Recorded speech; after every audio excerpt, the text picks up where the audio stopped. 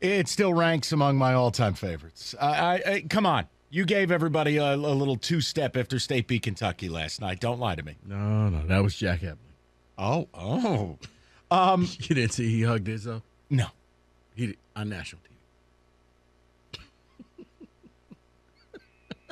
All right. Let's move on before I say something regrettable. All right. Before we get to deal breakers, we have another Dan Campbell football guy story. Now, understand something. I want this to work. I do.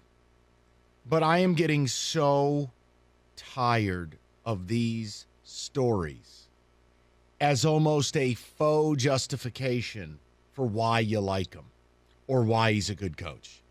All I care about are wins and losses. So Dan Duggan, Brian Daboll was speaking, and he was the offensive coordinator of the Dolphins back when Dan Campbell interviewed for the tight end job in Miami. So Daboll interviews him. Now, here's what Daboll says. He says that in the interview, Dan Campbell was slamming chairs, hitting walls, and was out of breath for half the interview. Campbell got the job and was in the next day at 5:30 a.m., power cleaning and doing squats. Okay. Can I be honest? And I don't know if any Lions fan agrees. I've had enough. Like, I'm being fair. I'm happy he won 2 games in a row. I think they got a good shot on Sunday. I'm willing to give it a chance. But for Christ's sake, can we stop with the non-football rhetoric? I want football reasons why he's a good coach.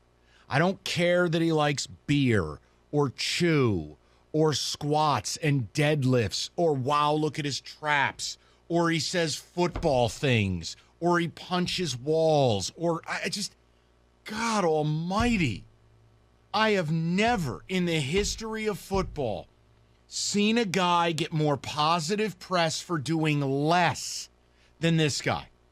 And that's not a personal shot. It's reality. Think about every time you hear about Dan Campbell. It's never about his abilities.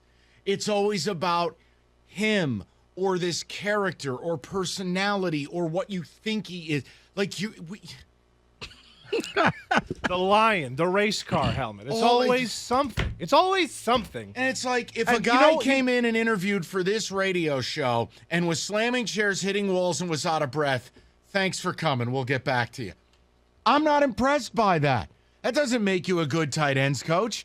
It possibly makes you chemically imbalanced. This would all be fun if there was wins attached to it, though. That's what I said with Patricia. Everybody would have had the pencil behind the ear. Everybody would have dressed up like him. No. This is all not fun because we've Kenny, won. It's his gimmick, and that's his thing, and that's why people love him. Cool, win football games. I'm tired of gimmicks. No. When you don't win, it's all about gimmicks. Now listen, as long as he wins, I don't care what he does. I don't. Like Lane Kiffin is a primary example. Now, here's the deal. Lane Kiffin is a lot of shtick. I also think he's a maladjusted adult with limited social skills. Point being, he's an offensive savant. And where he goes, points follow. As long as Lane Kiffin wins, you put up with the nonsense. Right? The issue with Dan Campbell is he doesn't have tangible abilities. So that's why people are into the gimmicks. Once again, you look at Belichick. You could walk around looking homeless in a hoodie, right? With We're the on arms to cut Cincinnati, off. Right?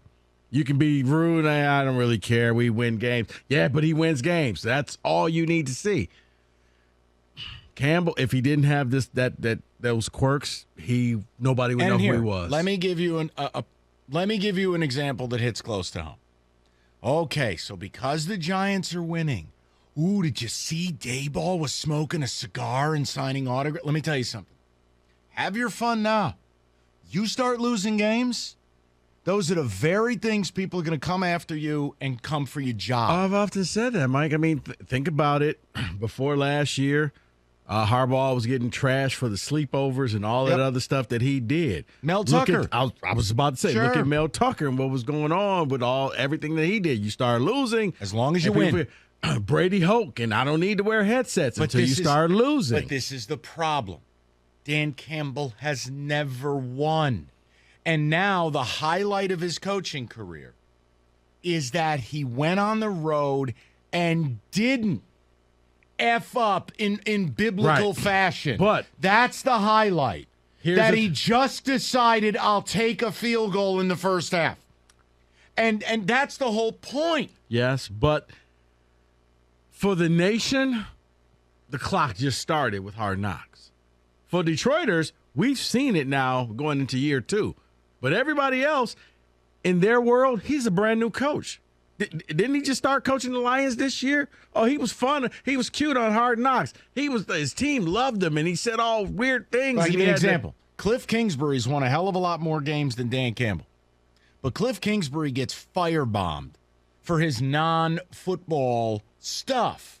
The Bond mansion, the sunglasses indoors, who he's dating, the whole bit. None of it flies. And he's done a hell of a lot more as a head coach than this guy. He's made the playoffs. Albeit, does it count if you don't score? The point is, look, I want it to work with this guy. I do.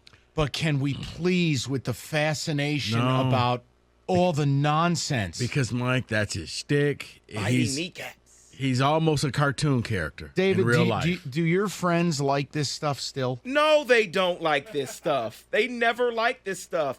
And you're right, Rico. The rest of the world is understanding Dan Campbell from Hard Knocks.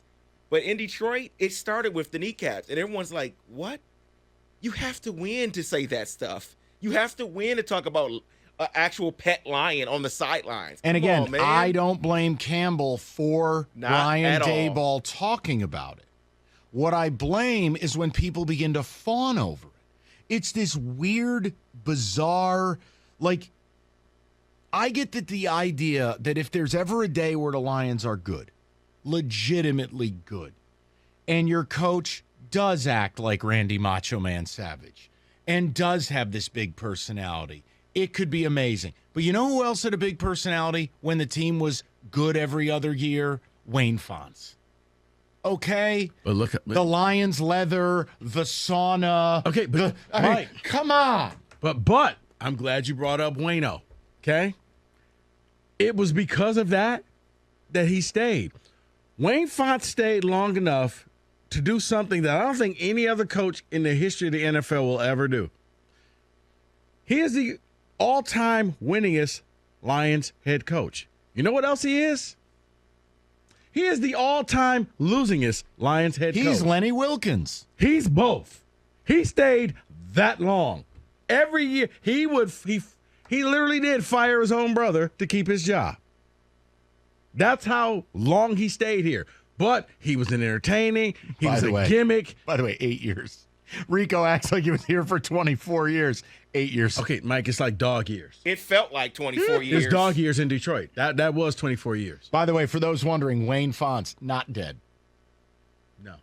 Oh, he isn't? He's 82. So I did hear, you know what? R.I.P. to Fred Human. Oh, my gosh. Yesterday. Cookie's out here just killing people I'm yesterday. like, at least I'm not the only one. Okay. Just straight killing people. I sent flowers to his new wife, like, sorry. No, but I mean, look, the team made the playoffs 4 out of 5 years. Big personality, the whole deal. Guy goes 5-11, gets capped. So I just want there to be. But see, Mike, you talk about Wayne. But the thing about Wayne Fonts, he was a cartoon character. And every year, it would be like a year like this, except Wayne would take the Lions on a 6-game winning streak to finish off the year, back into the playoffs, only to lose. Can you imagine if Campbell got to a point where he won 12 games, 10 games, 9 games, 10 games? Can you imagine? That's not even like. Oh, he'd have a bronze bust. But my right next point to the would Joe be, Louis fist. He could literally show up to the press conference nude with a bag of Slim Jims. He could do whatever he wants to do. They've as long actually as you done win. that before. And Roberto's smiling because he knows there'd be an amazing song made out of that. Or you can go through the drive-through of Wendy's. Whenever you talk about Wayne Fonts, I just always think about that dumb leather jacket. The Lions leather.